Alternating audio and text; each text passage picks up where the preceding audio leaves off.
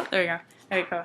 Hi everyone, my name's Rane. This is my virtual presentation on knowledge viewed in relation to professional skill by John Henry Newman.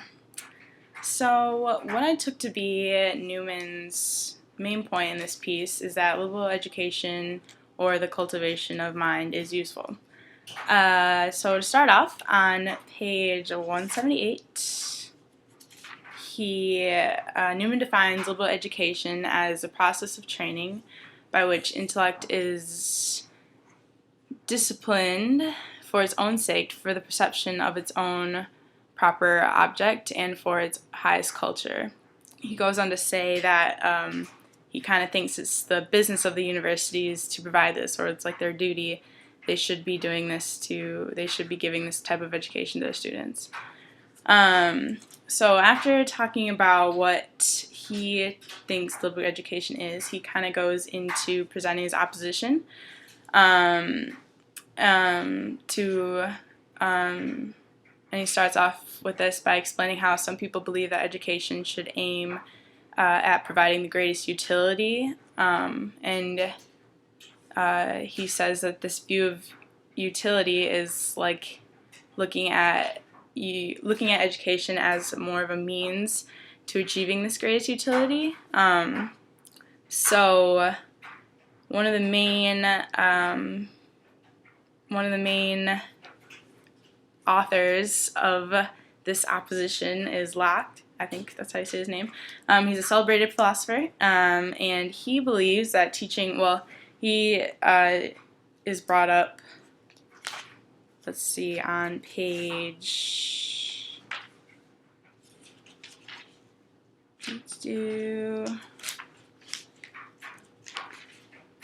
182.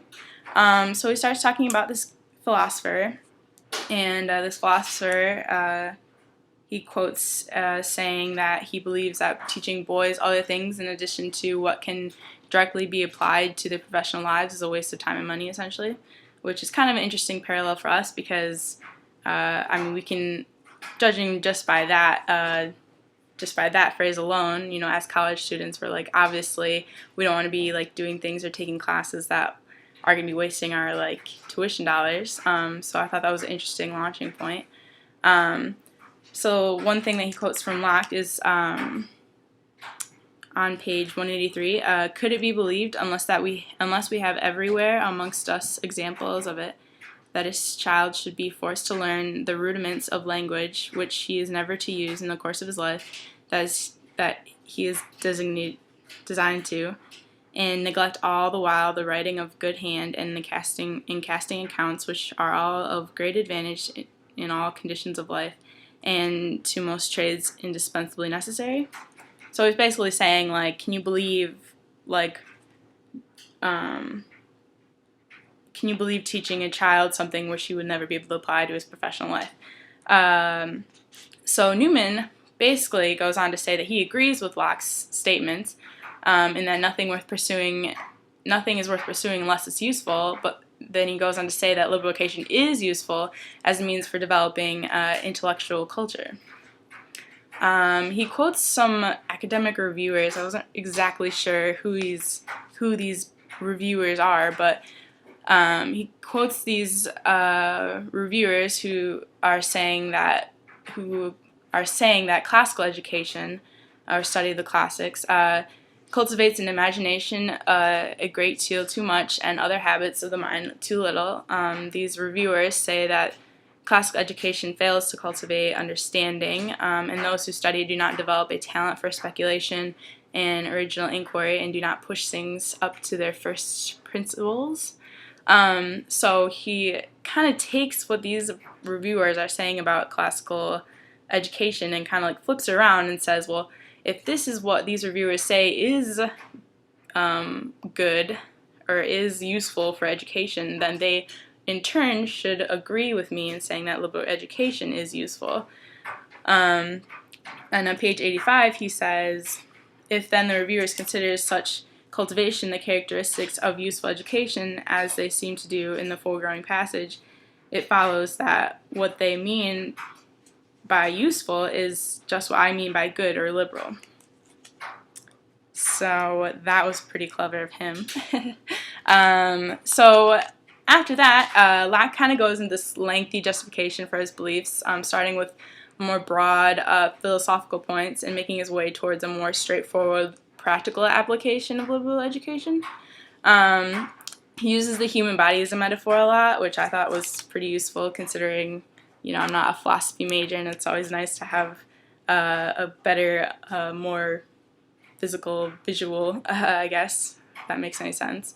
He likens the cultivation of intellect to having a good health, and saying that while being healthy is always considered a good thing and something that should be sought after, you can't always point out like a distinct work or production benefit that having a good health would affect, which is an interesting point.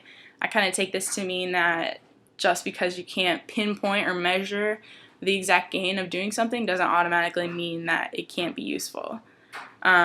He sort of sums up his assessment on page 187, more or less,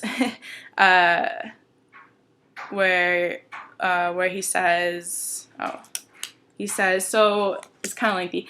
In like manner, general culture of mind is the best aid to professional and scientific study, and educated men can do what illiterate can't. And the man who has learned to think and to reason and to compare and to discriminate and to analyze, who has refined his taste and formed his judgment and sharpened his mental vision, will not need at once be a lawyer, a pleader, or an orator, or a statesman, or a physician, or a good landlord, or a man of business, or a soldier, or an engineer, or a chemist, or a geologist, or an antiquarian, but he will be placed in that state of intellect in which he can take up any one of these sciences or callings I refer to, or any other for which he has a taste or special talent, with ease, a grace, a versatility, and a success to which any other is a stranger. In this sense, then, and as yet I have yet said both very few words on a large subject, the mental culture is emphatically useful. So basically, he's listing off all these benefits and skills that one would gain from obtaining a liberal education, and then he explains that a liberal education doesn't prepare you to enter into one specific profession, rather it makes you versatile and able to enter in whichever profession you want to. So clearly, probably a better choice. So from all this, I kind of think that Newman's stance on liberal education correlates well with our reading from Earl Shores. The class that Shores put together was built around the idea of using the study of humanities to teach students how to navigate the public world instead of just reacting to its forces. Shores and Newman both seem to grasp this notion of that the ability to reflect on yourselves and your surroundings is crucial to understanding how best to get out of poverty, or how best to practice one's profession, respectively. And I thought that was a pretty cool thing to be able to look at, and definitely gives you, as a student, maybe more appreciation for studying or being in a liberal arts college, or having to enroll in liberal arts classes, because you realize that it actually is, useful, maybe not in our conventional sense, but definitely in the way that Newman describes it. That's all I got.